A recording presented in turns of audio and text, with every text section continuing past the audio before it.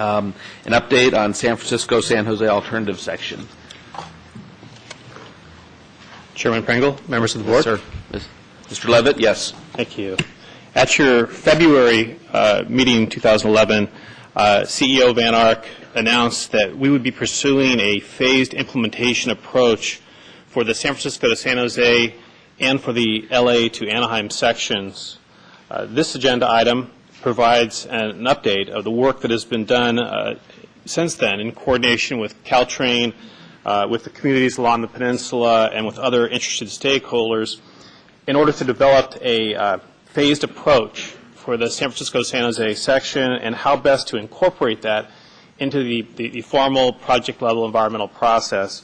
This item, while it's listed as an action item, there's no formal action that we are asking for today. I would like to introduce Tim Cobb, the project manager for the San Francisco-San Jose section, to actually give you a presentation on this. Thank you very much. Yes, sir. Good morning, Chairman Pringle, board members. Excited to give you this update on the San Francisco to San Jose section. Not as excited as we are to hear it. That's good to know. I thought for benefit of the two new board members, I just very briefly would give you a snapshot of kind of where we've been. The environmental process, very prescriptive process, started out with scoping.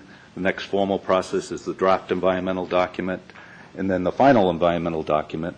But in between scoping and the draft, really a very important process called the alternatives analysis, starting out taking the concepts that we heard in scoping, distilling those ideas down into alternatives, viable options, doing engineering work on those, meeting with the stakeholders to refine those. We came out with a preliminary alternatives analysis report. Again, doing more refinements with more collaboration with the stakeholders and more engineering. We came up with a supplemental alternative analysis report. And then that's the work that's being fed into the draft environmental document. Again, looking back to where we've been, we finalized the scoping work back in March of 2009. We released our preliminary alternatives analysis report in April of 2010, and our supplemental alternatives analysis in August of 2010. This next slide here is a lot of information. What I really wanted to show is show you all the options that are still in play that we are studying. Design option A here, which is predominantly an at-grade and aerial solution. And design option B, which is really a mix of aerial at-grade and some below-grade trench options. Well, here, option B1, which really focuses a bit more on more open trench with still a little bit of aerial and at-grade in some of the areas where there really aren't other alternatives. So this is the work that we've done in the past. I'll talk a bit more about some of the new work that's going into the analysis. Little background on phased implementation. You know, with the selection of the Central Valley of where construction is going to start there and build out to the south and to the north from there, really afforded us an opportunity to step back and look at what is the best way to implement service on this corridor. Do we really need the full build out from day one, or is there a phased service implementation that really could work better? So that's what, over the next several months, that's exactly what we're going to be looking at. Important to note, this phased implementation approach, number one, it's not new, and it certainly is aligned with the stakeholder interests. The bullets that I have up here are really taken from all the way back into either scoping or during the AA process of things we've heard from the stakeholders. They wanted us to evaluate a phased service implementation. They wanted us to look at an integrated high-speed train and Caltrain service, do a coordinated ridership and capacity study of the two systems, and certainly as we're developing this, make sure we consider the community-specific plans and the development plans along the corridor. A couple of the key projects, very important projects that we're continuing to work with the stakeholders are up here. The Transbay Transit Center, we know that's a critical link to get to the heart of San Francisco.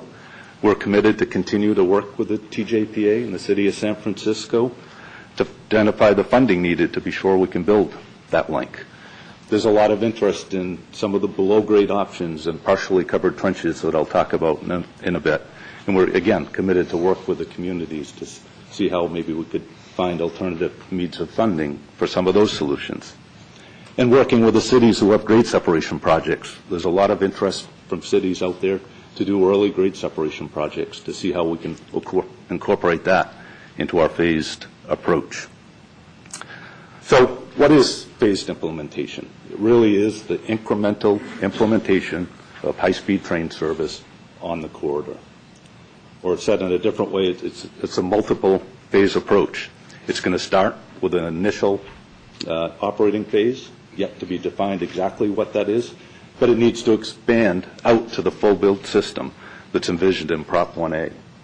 So our immediate goal is really to develop this initial operating phase in concert with Caltrain. It's a project that would share the existing corridor with some sort of blended service between high-speed trains and Caltrains and provide for an initial high-speed train service up to San Francisco.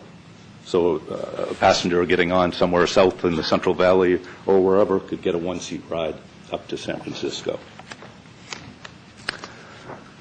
Some of the things we need to consider as we're developing the IOP, we're assuming there's going to be limited funding. Therefore, it will be a minimal infrastructure that's needed to support an initial level of service. Whatever we start out with certainly has to be expandable out to the full build system. We are, as I said, assuming a shared use corridor with Caltrain. It needs to be able to support the planned level of services that Caltrain has. Caltrain is currently undertaking a study to determine the corridor capacity, working closely with the High-Speed Rail Authority on that. That's critical to understand what the capacity of the line is, to understand what additional high-speed trains are we going to be able to possibly put on the system. You need to also consider the freight requirements. And the one thing that the IOP probably won't do is won't lead to the grade separations that we'll get in our full build-out system. As we develop this, always need to keep in mind the legal requirements. We need to comply with Prop 1A. Need to also comply with CEQA and NEPA. This slide shows the general layout of the existing Caltrain corridor, predominantly two-track system with a couple of four-track passing areas. Okay. So next here, we've laid out what the minimum requirements might be for an initial operating project. In our schedule, we've slotted over the next several months to be working with Caltrain and the stakeholders to really define what the initial operating phase is. But what we do know at a minimum, it needs to be an electrified system. We need to have a connection working from right to left here. We need to have a connection from the Dearborn high-speed train station down into the Caltrain infrastructure. We'll have to have a signal system that's compatible between high-speed trains, Caltrain, and freight. We likely will have to do some grade crossing safety improvements with running the additional service through the at-grade crossings. We'll need to make some modifications at Millbrae to accommodate the high-speed train stop for that important airport connection there. We're likely going to need a maintenance and storage facility somewhere. Currently, we're looking at two different sites, one at Bayshore and one at SFO. And we need to do improvements at 4th and King in order to accommodate the high-speed train service. So I want to reiterate again, what we don't know yet is this infrastructure that are showing up there sufficient? Is there a sufficient capacity there to add our additional trains on? And that's what the capacity study that's going on now and will be finished shortly will tell us. And, on the far left end, I know there are a lot of people in the room here that would like to see Transbay Transit Center also listed on there. And we certainly recognize that's a very important connection to get down to the heart of the city. But with limited funding, we just don't know, will there be enough money in this initial phase? What we think is most important is to get a service running from San Francisco down to San Jose. And if there is, that may change. And as I said, this whole process will be going on over the next several months. As we move forward, building out the 4-track system, these yellow blocks really indicate kind of big block projects of how you might build the system out, not suggesting that we build it from south to north or from north to south. Really, that will depend on a couple of key factors. One is capacity, working closely with Caltrain to meet their current and future needs, as well as high-speed trains' current and future needs. We need to look at when do we need to have additional capacity. That may drive where we need to put some of these 4-track sections. We also want to work with the stakeholders to see if some of the cities we know have a desire to go early. They want to get the grade separations done. So all things being equal, we'd like to try to put those phases in the earlier part of the program. Now I want to just run through a few slides to show you how we might actually build this system. It's very complicated whenever you have to build a system within an operating railroad envelope. First one I'll go over is a trench scenario with early electrification. Here's Caltrain today. Our first step then would be to electrify the 2 Caltrain tracks that you have there. That would allow you to have both Caltrain and high-speed trains running. Then we need to build a shoe-fly track. In general, you'll find the existing tracks are in the center of the right-of-way. You need to temporarily move the 2 tracks way over to the side to allow us to build our permanent infrastructure. So once we get the shoe-fly, move our trains over there, take that out, then we're able to build the first half of our open trench. Then we take out the shoe-fly track, we build our second half of the trench, and then we have our final 4-track configuration. Here's a sample of a rendering of an open trench that actually has a cover that promotes more connectivity across the line. Different example, I won't run through the steps because it's virtually identical, but with an aerial structure you'd follow the same steps. Again, here's a rendering of a typical aerial. You get the same connectivity benefits from one side of the right-of-way to the other. And then we'll lastly look at one other way to approach this, which is a more traditional sequencing, I'll call it, where you really wait to do electrification at the end. One of the advantages is one less step. Number one, you don't need to electrify the existing tracks. But more importantly than that is you're not moving all of the electrification equipment through each of these steps.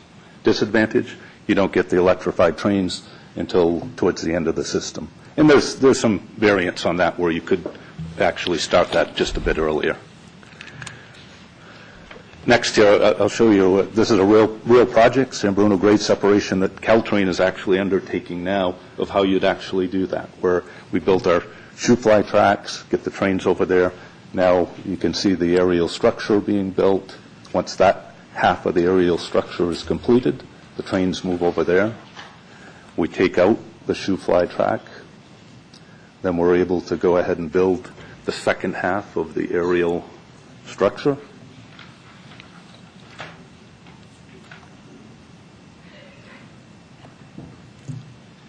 And there we have our 4-track system. This particular location, the station, is located on that aerial structure. So next steps. We're working very closely with coordination with Caltrain. Some of the key items is the coordination and service planning. We talked about that. That is going to be critical for us to understand what the capacity of the corridor is. We need to look at operations and maintenance. Basically, that means on a day-to-day basis, who's going to operate and maintain the system. It is a shared use system. The systems, we need a compatible electrification, signaling and communication systems. I talked about the grade crossing improvements that might be needed. In the last bullet, the infrastructure needs, that really gets driven off item 1 is once we understand what the capacity is, we know what service levels we want, we can determine what additional infrastructure may be needed. One of the new options that we're looking at is what we're now calling option B2. If you remember back to the earlier slide of option B1, a play off that is to look at some targeted areas, especially in the downtowns, where we might put some limited covers over the trenches, and really intended to more be these lightweight passenger malls or parking areas. So my team is currently reaching out to the cities and meeting with them, and we'll be evaluating that at the same level we are the other options, A, B, and B1. On the environmental process, our draft environmental document then is going to fully analyze options A, B, B1, and B2, and all of those options will also have the IOP within it. So we'll have a full evaluation of the IOP because there are different possible environmental impacts of the initial project because we still have at-grade crossings. And then on the far end, we'll have the analysis of the full build. Important to note, the choice isn't to just do an IOP. That's only the first phase of the full build system. Then lastly, just a snapshot on the time frame of where we're going. Again, if you look at the first top three bars, that's really all about the phased implementation approach, and through the end of the year, we'll be working with stakeholders on that. Expect to have a draft environmental document out in 2012, July, August 2012, and a final document in the middle of 2013. And that's all. Any questions? Very good. Any questions from the board at this time? Yes, Ms. Schenk. Thank you. Let's see. Let's figure out. There. Thank you for the presentation. You said it's sort of a service. What does that mean in terms of numbers of trains, high-speed trains per day? In the initial operating phase? Yes. And again, I think that has not yet been decided. What we need to... Ballpark, roughly 1, 10, 25? It's certainly, I'm going to throw out a number of 1 to 4. Yeah, I was going to say, it's at the lower side, not 10 or 25. Okay, so it's 1 to 4 per day? Per hour. No, per hour. Per hour. Okay, 1 to 4 per hour. And this initial phase, what are we estimating the total cost will be? And until we understand whether we need more infrastructure or not, first step is we really need the capacity study completed to understand, are the items that I listed up there the only ones that we need to do, or do we need to do more? We won't have an accurate estimate. We intend to, as part of our 15% design deliverable, which is due in the middle of January, part of that deliverable is a full cost estimate. So the initial operating phase, as well as all of the full build-out phases, will be prepared as part of that. Still, we know there are ranges and ballparks, and I'd like to hear some range. I won't hold you to it, promise, but I'd like to hear a range. I mean, how many billions are we talking about? And I'll since you promised that you're not going to hold me to this. Promise I won't. Unless you're going to tell me it's 50 billion, then I will say we're not in the ballpark. It may well be in the $2 to $4 billion range, maybe. And again, we've done no study on that yet. So that is certainly I'm kind of pulling that number. All right. Out. Thank you. Thank you. Any other questions at this time? I know we have members of the public who wish to. Yes, Mr. Hartnett, I'm sorry. I will have some questions, but I think it'd probably be easier after the public comment. Very good. First, I'd like to call forward then Mr. Don Gilbert, then Mr. Rob Volek.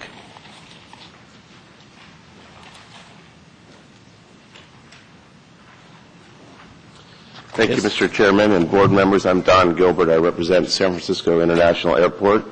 Just want to say first that SFO, of course, supports high-speed rail. It's a great alternative to short-haul flights between the Bay Area and Southern California, and we need those alternatives in order to accommodate in the future long-haul traffic domestically and internationally.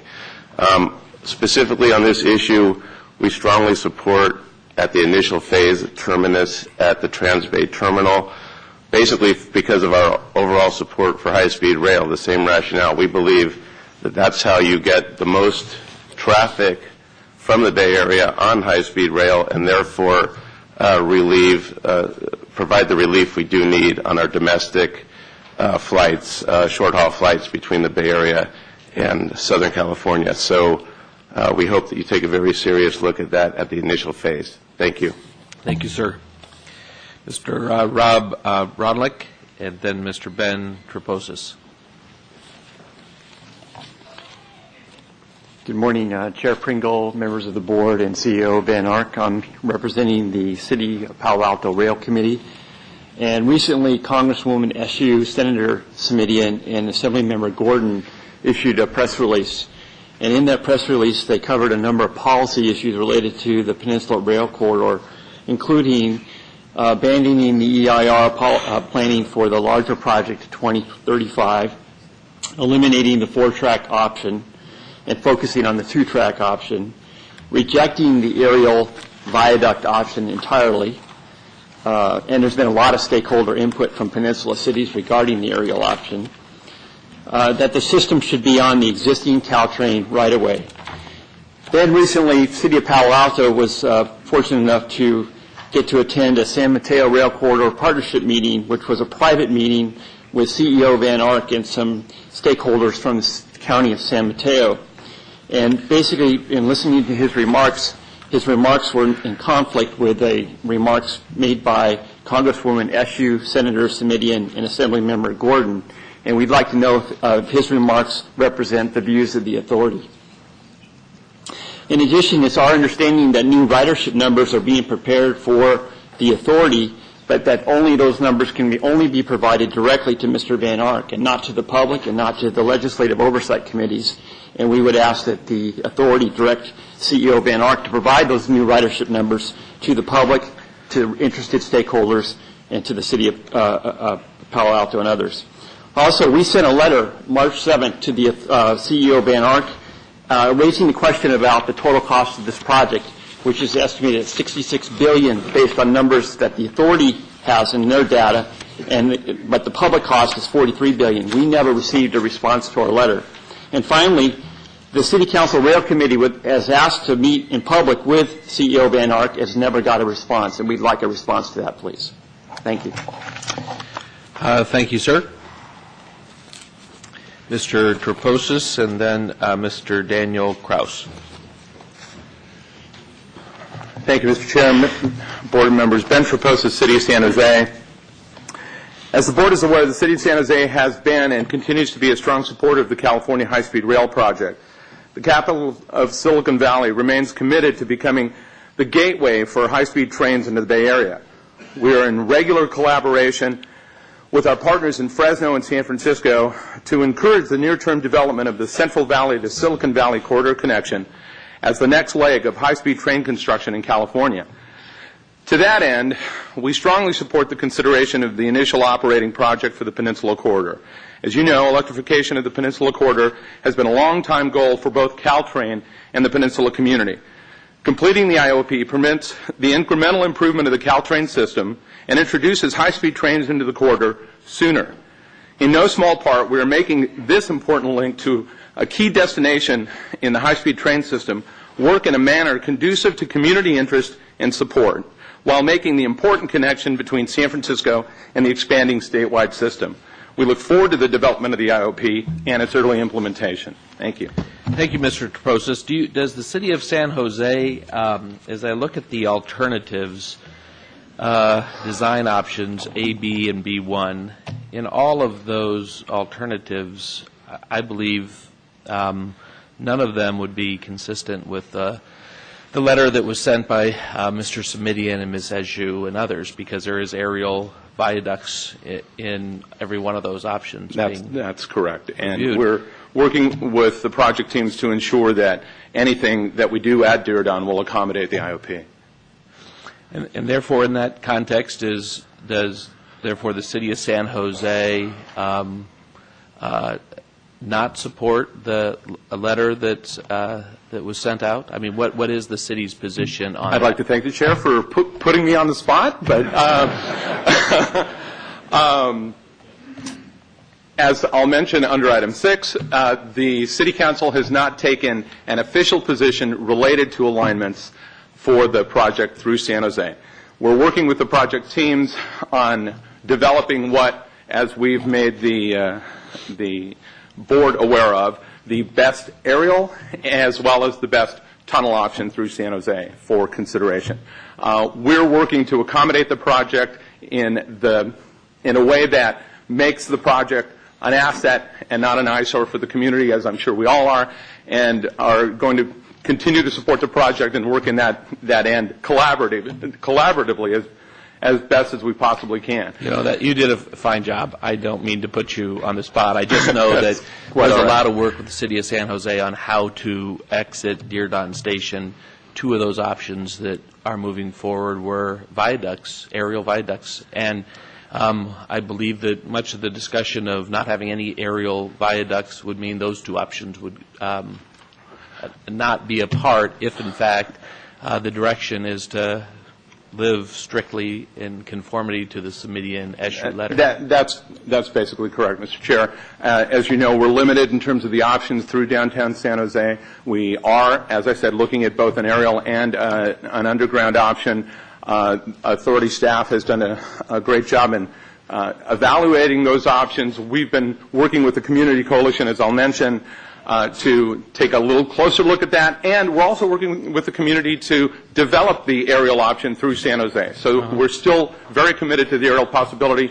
You're correct that the legislator's perspective would certainly limit our ability to pursue the aerial, essentially eliminate the ability. I will say that eliminating the aerial through San Jose will have significant impacts on surrounding neighborhoods at Dearden Station as they were initially identified in the program alignment. So it has some potentially far-reaching ramifications. Yes, it does. Thank you very much. Thank you. Mr. Kraus, and then following Mr. Kraus, Mr. Patton. Chairman, members, thank you. Daniel Kraus, Californians for High-Speed Rail. Just wanted to talk a little bit about the initial phase that you're proposing. While our organization supports the idea of phasing, we do have some concerns about how we define phasing. First, do we really need to define it so clearly right now, given the fact that this could be several years off, and maybe things will turn around and we'll anticipate more money coming in for this corridor. Maybe we could do a more significant project versus just electrification, essentially with no grade separations. So I'm just wondering, is there a way to design your study that would allow for more flexibility of how you do your initial phase, so we can get some of the hard stuff out of the way if the money's there? The second point I have is, back a couple years ago, there was an discussion about using the ARA funds for doing an electrification, kind of similar to what we're talking about, but it was based on the Caltrain EIR from 2004. Our organization urges you not to use that document. There's probably useful information in there, but there was several problems with that in terms of, substations being located in the actual right-of-way of where high-speed track would go, which would be a major cost to replace those or move them. So we urge you to actually make sure that the study is based on an authority document in consultation with Caltrain, of course, but that it's done over again. So, if there's tracks of at-grade 4 track in the future that you're anticipating on building, the poles are out of the way, the substations are out of the way, we save some money. So we'd urge you to go that route. And finally, I just want to urge you to resist this Summidian proposal to, not phase in the project at all after you just do one thing. We totally disagree with that. We think it's completely unreasonable, and we urge you to prevail against that position. Thank you. Thank you, sir. Mr. Patton and then Mr. Schonbrun. Gary Patton, Mr. Chairman and members. I am an environmental attorney based in Santa Cruz. I have a special counsel relationship with the Planning and Conservation League and PCL Foundation on high-speed rail issues, and have worked closely in that capacity with the Community Coalition on High-Speed Rail. We're one of these plaintiff groups that is suing you. Mr. Schonbrun already alluded to another group that was doing that. I have 3 points about this topic. First, we are dissatisfied with the program-level environmental impact analysis, and that's what's in litigation. We really think that you should not be making a commitment at the project-level EIR analysis, however you go, until you really have program-level stability. Mr. Schonbrun did give you an option that I think you ought to think about, which is maybe as you react to the Semidian issue, Gordon suggestion, and these various problem areas that we're dealing with in this item, you think about doing it in conjunction with settling that litigation in an appropriate way.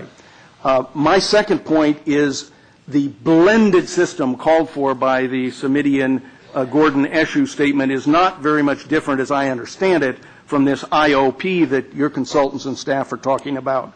And while the groups I'm representing don't endorse that, we do endorse a couple of the minimum standards that are involved, which is no elevated structures as the basic routing up and down the peninsula and staying within the existing Caltrain right-of-way, and we urge you to work to that end. Finally, on this phasing issue, you ought to, we believe, do the project that you can fund now, that makes sense now, and not speculate for something in the future. And if you think you need a capacity analysis, get the ridership analysis first.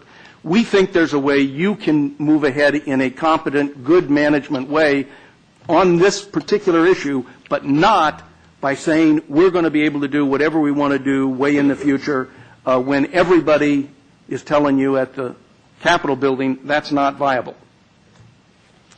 Thank you. Mr. Schonbrun, and then Ms. Hamilton. Thank you, Mr. Chairman. David Schonbrun, Transdev. Up until now, the authority's planning has been done on an entirely political basis with no consideration for cost. With the involvement of your CEO, who's been here for a while now, we are starting to see today the introduction of common sense. We appreciate that. Your staff's thinking is more oriented towards fiscal realities than it was previously. A phased project is much more feasible than the four-track project, but the insistence on continuing the planning for the four-track project is very problematic, and it is emblematic of this cost-insensitive past, and as such is still ignoring the elephant in the room. As of now, there is no private capital willing to invest in this project under conditions that meet the requirements of the bond measure. The problem is that no one has been willing to undertake the ridership risk without a revenue guarantee. That would constitute an operating subsidy, which is expressly prohibited by law. And this authority has still not, after over a year, responded to the legislature's demand that it tell the legislature how it's going to cope with that question. And that this is, we believe, is the fundamental reason why there hasn't been a business plan, because nobody's been able to answer that question. We believe that high-speed rail in California has good business potentials. We suspect that the financial community does not trust the ridership model and doesn't feel the route selected by the previous board will perform adequately. Until you get private capital into your project, you don't have a project, period. That's why it makes no sense to build a track in the Central Valley until there is an overall system. That's why we don't support continued environmental work on any of the segments. We urge instead that the authority put this project out to bid now, allowing the winning franchisee to do the engineering and environmental work. It's only then that when you have a franchisee on board that you will have a real project, and that then people can stand behind you and see this project go forward. Thank you very much. Ms. Hamilton, then Mr. Tolmach. Hi, I'm Kathy Hamilton. I'm also on the board of CCHSR. And in the same spirit that one of the other speakers suggested, I wanted to tell you that for the new people, that the alternatives analysis that was done for the Bay Area was always prejudiced. There was not an alternative that was suggested in it other than design options. In 2004, Mehdi Morshed signed the initial MOU. And it did say, subject to the passage, the acceptance of the program-level EIR. But the fact is, that has prejudiced the objective look at routes since the beginning. How could it be that the Altamont Pass never came up as a suggested alternative when the previous California High-Speed Rail Commission approved that route as the best route, the less expensive route, the better route? How could it not? This is extremely political. I also wanted to say thank you so much for studying train capacities. But capacities, as I think Mr. Patton suggested, are based on ridership. You're starting with the premise that you need 4 tracks. Ridership, a proper ridership study, not one done in a back room under the auspices of the very organization who did the first one, that doesn't work. But one that, by the way, Mr. Van Ark's peer review study for the ridership will not really come out with a great report for 2 years. A new ridership model will take approximately 12 to 18 months. So I suggest that you look at Altamont Pass as an alternative and to consider that on this important project. I'm also totally opposed to phasing for the exact same reason. Change the program EIR description as Senator Simitian asked. Shorten it. Amen. But ridership is the most important thing. Thank you. Thank you, Ms. Hamilton. Mr. Tolmich, and then Mr. Saga. Rich Tomac, California Rail Foundation. Thank you, Chair and members. I think what you're facing here is the consequences of ruling out all other alternatives at a phase that was too early. And it's very similar to what's happened down south, is now that you're coming into financial realities and having to face how to actually build something that's going to perform in this corridor, better alternatives have been screened out. And so when the High-Speed Rail Authority really does want an elevated structure to be able to have a completely grade-separated entry into San Francisco.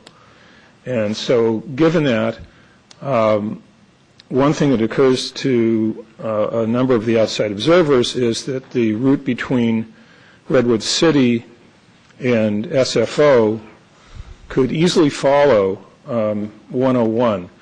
There's a number of cases where, in a 2-foot median, there's been able to be created an elevated structure that is in the center of the freeway in a place that really very few people, since the width of the freeway is so great, would object to it. That alternative is not available to you because it was screened out before the true cost and environmental impacts of using the Caltrain corridor were fully assessed. And so now you find yourself in a bind. And my answer would be to back off from these prohibitions of consideration of viable alternatives. And really that's the only way you're going to have a high-speed rail alignment on that part of the peninsula. Thank you. Thank you, sir. Mr. Saga, and then Mr. Crennan. Thank you, Mr. Chairman. Again, I'm representing the San Francisco Transportation Authority, and I would like to make just a few remarks as a follow-up to the staff presentation. First of all, I feel privileged to be part of a group who's continuing to give you advice on how to move forward with the high-speed rail program, and I do want to reiterate the city's San Francisco has very strong support for this program, and we're very grateful to the staff and the opportunity to work in advancing the goal. The presentation correctly mentioned the importance of cost, and we recognize that that's a major issue. But we also think that the proposal to extend the initial phase to Trans Bay can be done for a reasonable cost. A focus on ridership between San Jose and Trans Bay, I think, will serve the authority well. Ridership forecast, as reported within the 2008 business plan within San Joaquin Valley, were on the order of 900,000 passengers per year, and then the San Francisco Peninsula is 4.8 million. Huge difference there. Truncated San Francisco service that stops short of Trans-Bay is likely to require an expensive and what we believe unnecessary and perhaps even temporary station at 4th and King. We think that for the cost of the station at 4th and King, you could very well build the DPX extension to Trans-Bay. The property that's been identified for a station at 4th and King, based upon recent land sales in the area, has a value of some $400 million. That's an awful lot of cost to avoid by not building that station. Again, I acknowledge the fine work done by the staff. We applaud the idea of phasing, and we're eager to continue working with the staff and working with the High-Speed Rail Board in implementing the project. So thank you. Thank you, sir. Mr. Crennan, and then Mr. Allen.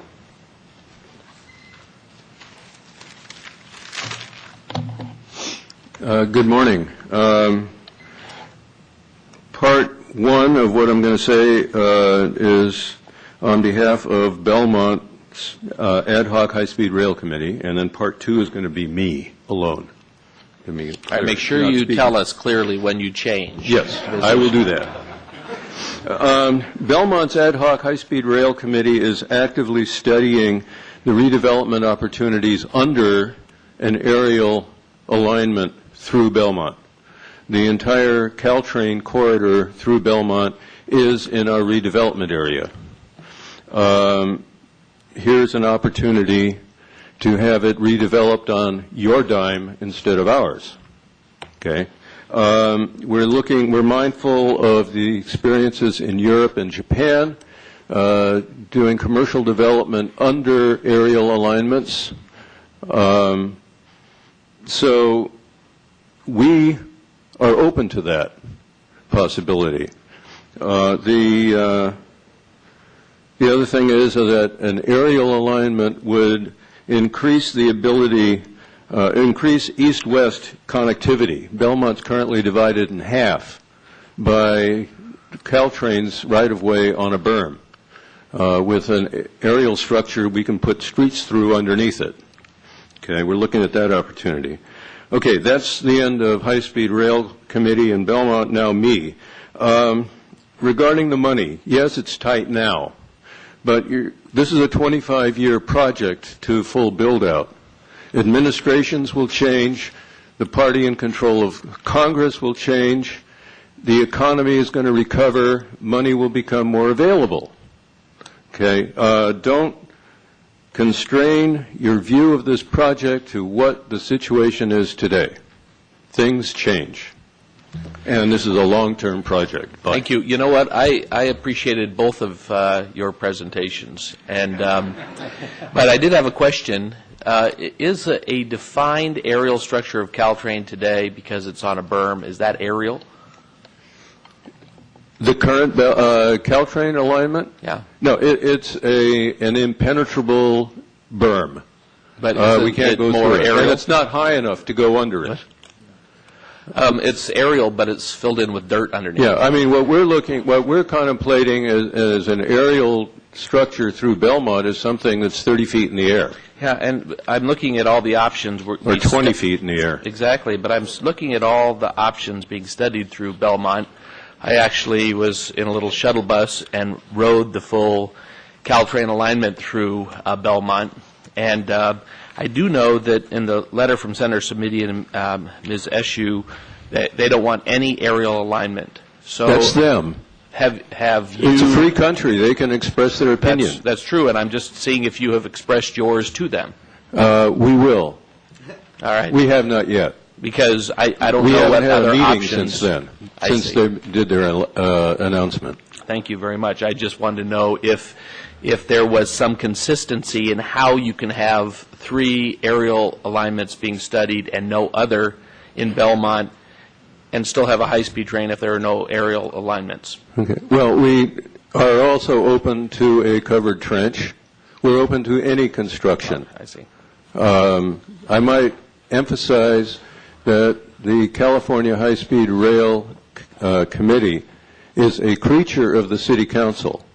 but does not speak for the city council, nor do we actually speak for the city government. And only sometimes does it speak on behalf of you. Yes. Thank you Yeah. very much. The next speaker, Mr. Allen.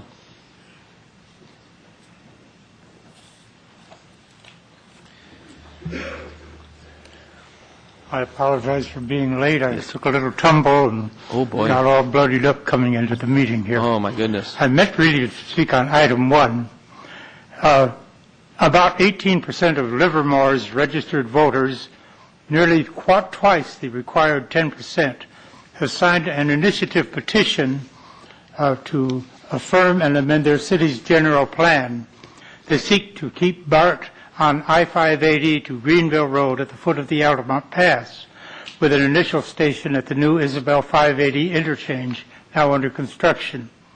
Their petition, aimed for the November 8th city election ballot, has gone to the Alameda County Registrar of Voters for signature verification.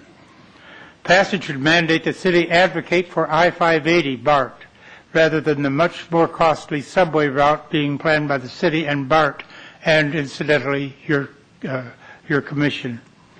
It would be advisory to BART, this authority, MTC, Caltrans, and other planning and funding agencies.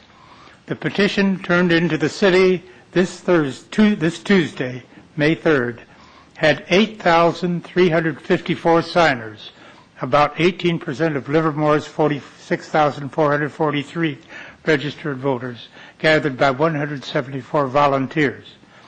Please defer further Altamont corridor planning incompatible with this petition, which I will leave with your staff, pending its qualification for the ballot and the November 8th city election.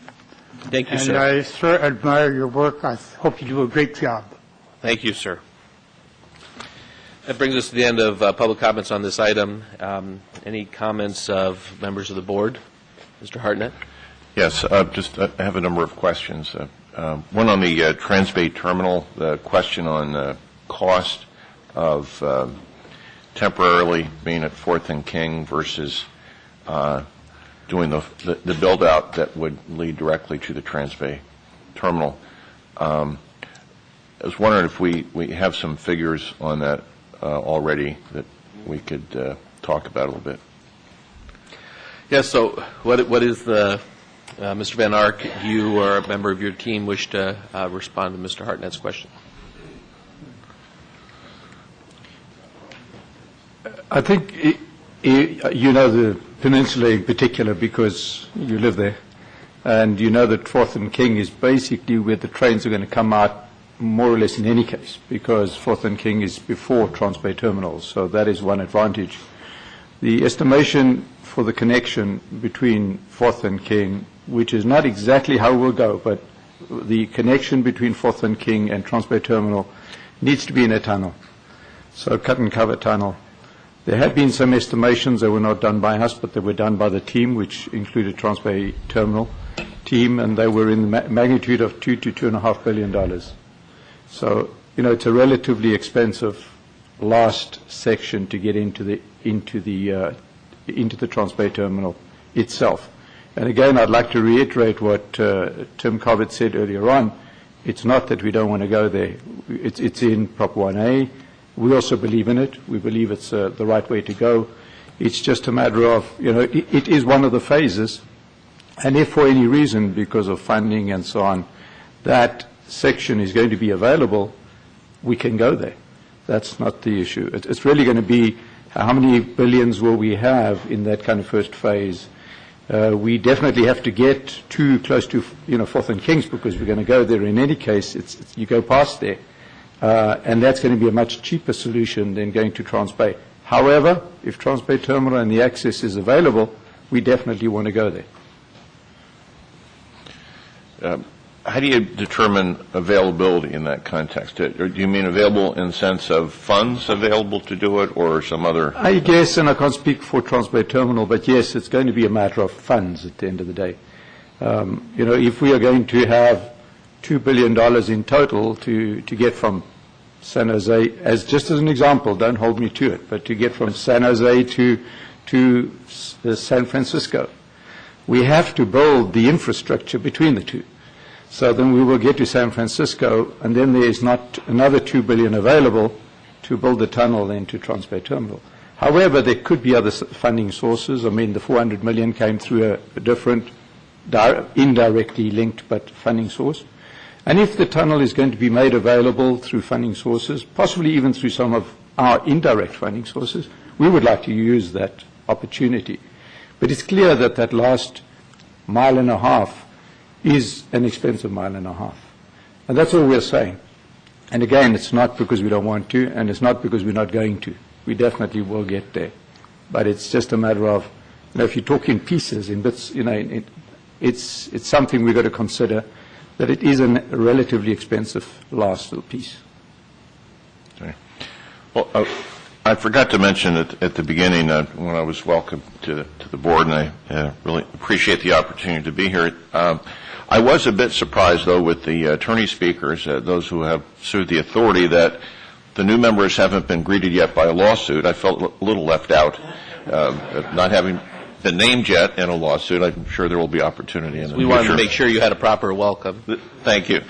I do have some questions about the SU Subcommittee and Gordon proposal, and I know it's not teed up for today and it's not a specific agenda item, but I do think it's something that we should discuss as a board at a more specifically as a later time, if it can be I don't know. I actually think it might be a good point to discuss it today, because part of my challenge is I look at our authority moving forward, and I believe if we vote for this phased approach, we are basically saying we want to spend money in this corridor and in a development of a plan, and that portions of it are going to be inconsistent with that letter. And therefore, I think, I don't know which signers of the letter participated with our engineering team or our legal team to understand where we are, but let's be honest, going through Belmont is aerial. Sure. And it's planned aerial, and all we will be spending our money on in that section to get it environmentally cleared would be aerial. You get a letter submitted by members of the legislature and Congress basically say don't do any of that, and if you do any of that, there may or may not be ramifications. I don't know why we would spend any money to proceed until this is resolved. And it's interesting, and my nasty comment to Mr. Treposis, because he was the only likely victim, was just, I see two cities at each end who very clearly said today that they want us to continue building this. Many cities along this route, and certainly thousands of people along this route, want us to continue to study this. But if we spend another penny studying this and somehow we're told throw it all away, I think that's a waste of taxpayer money. I don't believe we can fulfill Prop 1A and the requirements that are placed upon us, or fulfill the language that was part of AB 3034, or for that matter even come close to fulfilling the obligation under CEQA by not studying the options that are alternative analysis that are being presented here. So I am really kind of stymied as well to say, do we just want to tell our team to continue to be diligent and focus and engage the communities and study this process, or do we just want to throw it all out and respond to a letter? And I think the board does. If we're not prepared to have that discussion today, so be it. I'm prepared to have it because I don't think we should tell people in San Jose or San Francisco that there is any connection to this system. At least what we hear through a variety of legal interpretations of Prop 1A and CEQA, that we can proceed with this if, in fact, the contents of the letter supersedes what we do and we're told we're not going to get funding, if, in fact, that is something being expressed. And I don't believe it is directly being expressed, but I'm concerned about that in terms of moving forward. So welcome, Mr. Hartnett. Yeah, thank you. Well, I disagree and agree in part. First of all, the letter is a two-page letter that involves a lot of complex issues, and I don't think the letter is fully states the details of any particular proposal, because it couldn't. So I look at that as in part a starting point. Secondly, we haven't had a presentation by anybody as to what that two-page letter fully means. And so we're left with guessing in some respects. We do know from the budget hearing last week, to which our CEO was invited, that Mr. Simitian has the view that the so-called blended approach that was generally described in their letter can be consistent with Prop 1A, and that a study of what I would call a last phase rather than phase 1 leading to phase 2 could be compliant with the environmental laws. That is not the view of the authority, I believe, but it hasn't been fully fleshed out by the authority so far as I can tell either. Additionally, what I heard at that hearing and listening in through the web was somewhat at variance from what the language of the letter was.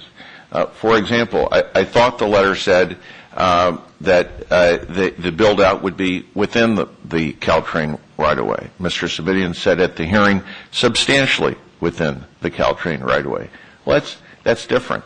There's reference to the proposal being a two-track proposal. There's already more than two tracks in the right-of-way, and there is room for 3 and 4 tracks at certain points in the right-of-way. So it's not a two-track system as it is now. But it's not clear if you just read the letter what's really being proposed. As to the aerial structures, not just the cities who spoke today, but there are other cities on the peninsula who want an aerial option to be studied.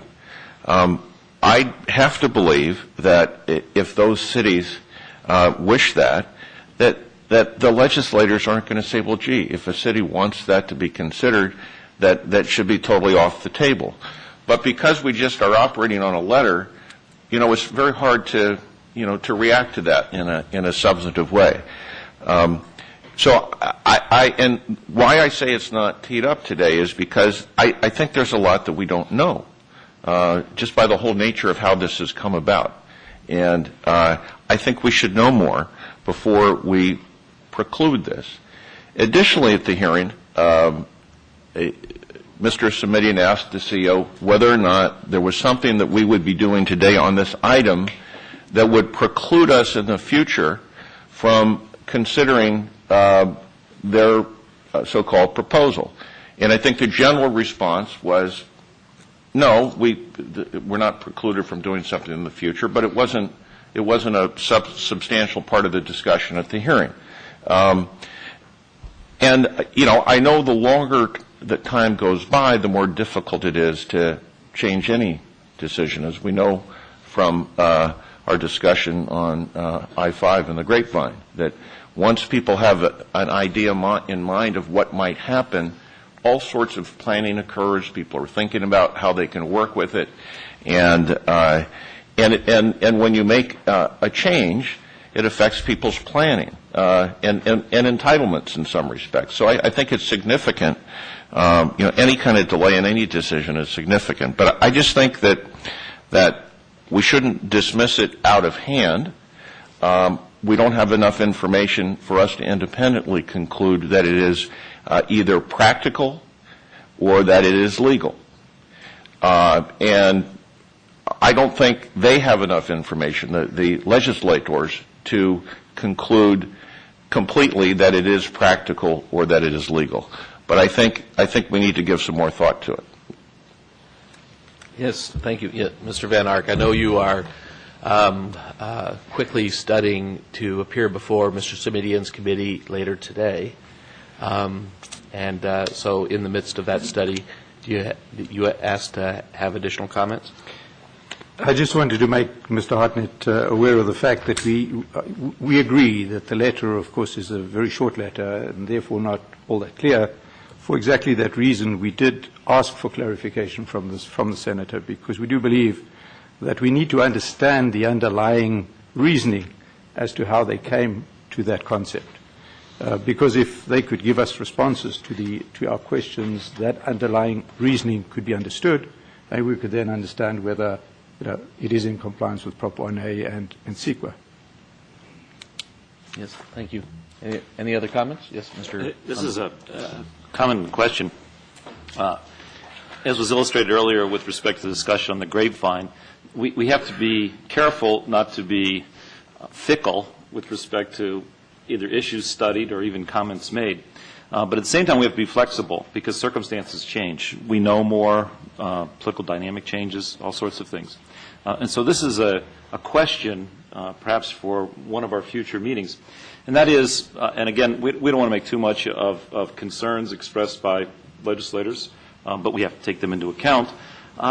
If we should decide that perhaps under our mandate to build a system from San Francisco to Southern California, that we want to, in building the system, reprioritize. What are our constraints? So, for example, let's say we decide not to prioritize the peninsula, but go to Southern California, for example, the Inland Empire to San Diego. What are our constraints? Perhaps Council can respond under Prop 1A. I understand some of that's in Phase 2. Can we move it up to Phase 1? And what are our practical constraints? So if you can answer that question today, great. If not, I think that's something for future consideration. I would love to hear the answer to that question. I think Ms. Schenk also maybe, did you want to? Yeah. Let's hear it. Let's hear Ms. Schenk actually first posed that question. And to the extent that there's an issue among the board members, it was originally raised by Ms. Schenk. Thank you for teeing it up and being so diplomatic about it. For the purposes of the new members and the reasonably new members, the reason that we have a Phase 1 and Phase 2, besides funding, is that early on, the Sacramento to San Francisco and the San Diego to Los Angeles corridors were not seen as priority. I can speak for the Los An corridor. That was not seen as a priority because when we, a very different group of us, had a meeting in San Diego about 5 years ago, there wasn't a lot of enthusiasm for the project because they were looking at maglev. Over the 5-year period, a lot has changed, and that entire corridor has transformed, and there is a significant amount of support in the corridor amongst the 4 counties through which high-speed rail would traverse. The speakers who brought up the issue of ridership and modeling, you don't need a model in the Los An corridor. The ridership is there and has been there since the early 80s. It is the second busiest rail corridor in the United States in terms of ridership, and on snow days probably the busiest when the Northeast corridor is shut down. So the ridership is there. Every modeling that has been looked at shows that it can be a very profitable corridor. Building on what Commissioner Umberg said, the issues along the peninsula are not new. I mean, there's some things that have just been brought up in recent days, but they really build on what I have seen as a long history of dissension, opposition, lawsuits, very, very real and good concerns on the one end to NIMBYism on the other end. I think that Prop 1A, the way I read it anyway, allows some flexibility for redirecting funds, and if a certain segment of Phase 1 fails or cannot be implemented in a timely manner.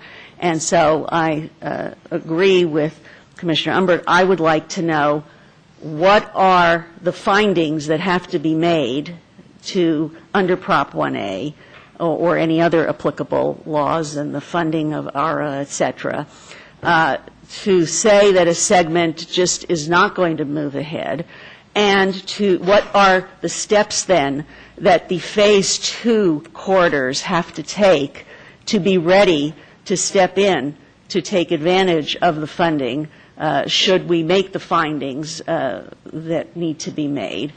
And let me just conclude by saying that listening to Senator Simitian and my former congressional colleague and dear friend, Congresswoman Eshoo, et cetera, what I'm hearing, to be blunt, is a bailout of Caltrain. And I, for one, don't want to see our precious high-speed rail funds that were so hard to come by, and I'm speaking as a person who was there at the very beginning in 1981 when it was truly just a fantasy and a pipe dream.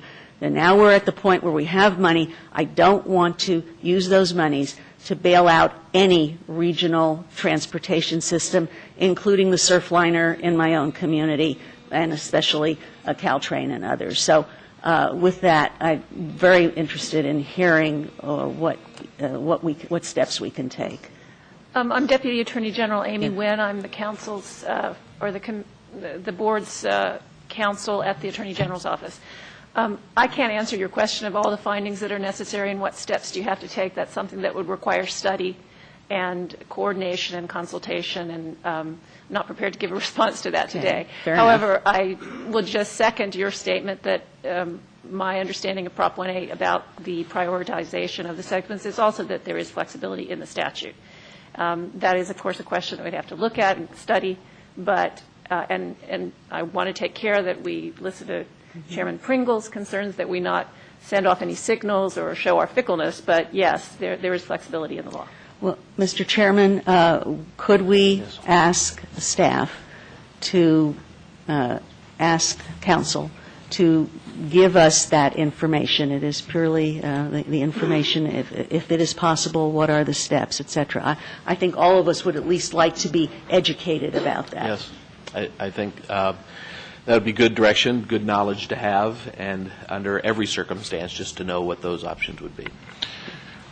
Thank you, Ms. Shank. Thank you. Mr. Chair? Yes, Mr. Hartnett. That's consistent with what I had in mind in terms of us evaluating the proposal. The kind of findings that have to be looked at and determining what findings and what you're comparing it against, I think that's the same kind of effort that I think has to be made to understand at all whether what is being proposed is practical and legal. Because certainly, I think it's beyond just listening to legislators. It is not a bailout of Caltrain, from my perspective. It is making, how will this system most effectively work in a way that it can be funded, and to get to the Transbay Terminal, and have the ridership that, be able to have the capacity to carry the ridership that is predicted, and for it to be a sustainable system. And so, I think it's important that we have an open mind as to how to do that. I'm not saying we fundamentally change things, but I think we have to have an open mind. And I just don't think, unless we have the kind of analysis that was just discussed, that we can say for sure. Yeah, and I believe you have full knowledge of what this board has done in the past, but so forgive me if I say something you already know. But I think this board has been very open to looking at alternative ways to deliver the mandate that is the requirement of this board. And in fact, in Southern California, when many of these same issues were evident in terms of adding 2 additional grade-separated tracks, this board voted to move forward with a shared track option and to work with the FRA, find out how it can work in a legal, safe, proper way to also meet the requirements of CEQA, Prop 1A, and 3034. If some option is presented that says all of this work that has been done up till now in studying multiple options has an impact that is not sustainable, but here are other options we wish to study that still meet the parameters of Prop 1A, CEQA, and 3034, I don't believe this board in any way would turn its back on studying and looking at other options.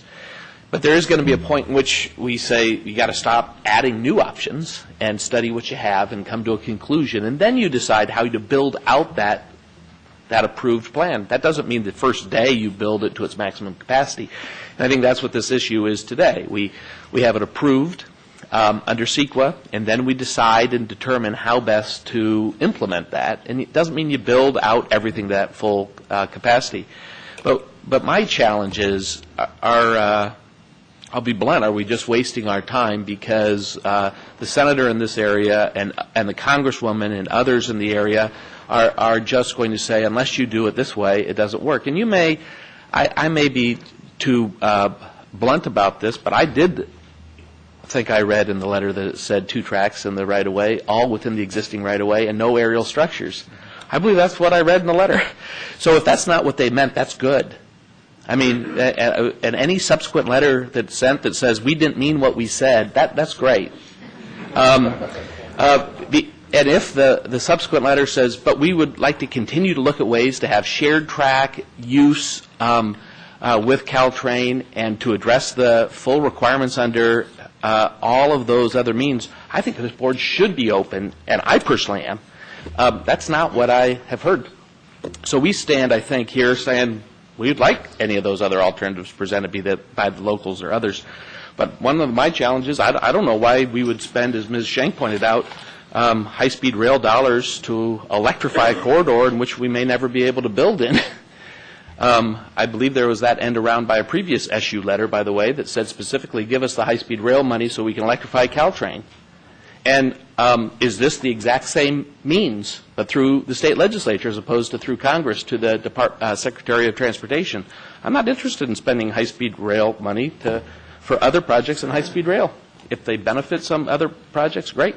So that's kind of what I'm trying to figure out is it a true intent to see high-speed rail service all the way to Transbay Terminal, which is my goal and the voters' goal, or is this letter smokescreen just a way to say we want to make sure we capture a greater share of these for our local rail uses? I don't really know, but I think we should be open to hear other alternatives that are in compliance with CEQA and Prop 1A. So this is an item before us. It talks about study. I would suggest I'm not prepared to vote for this now. And why I'm not prepared to vote for this now is because I don't, if someone's going to tell us, oh, we need to add 15 more options in or 2, or take out all of the options that we have and study something brand new, I don't know why we would spend another penny at this moment in time until, as Mr. Hartnett said, we have clarity and we know what we're moving forward with. So I would like to continue this item. I probably should make a motion to stop spending any more engineering money in the entire corridor. I think that's probably the right thing to do, and just stop spending money and see if other participants within this corridor really care about this corridor or not, or if there's just 1 or 2 participants that care and everybody else doesn't. I don't know necessarily the right move. But I certainly don't want to move this forward and ask our staff to study even further options when all of them may be thrown off the table by somebody. Comment, Ms. Schenk? Thank you. No, I agree. That's exactly the point that I was trying to make. If we're we have such limited staff resources, and we basically have 5 people on staff. We should be carefully directing their time to things that are possible. And I can't support this motion today either, obviously. And instead, I would like to see us direct our staff to address the questions that both Tom and I brought up about other phases and the steps to take to bring clarity to that issue. Therefore, is there any objection to continuing item 6 or item 5 to our next agenda? Seeing no objection? Very good. Item number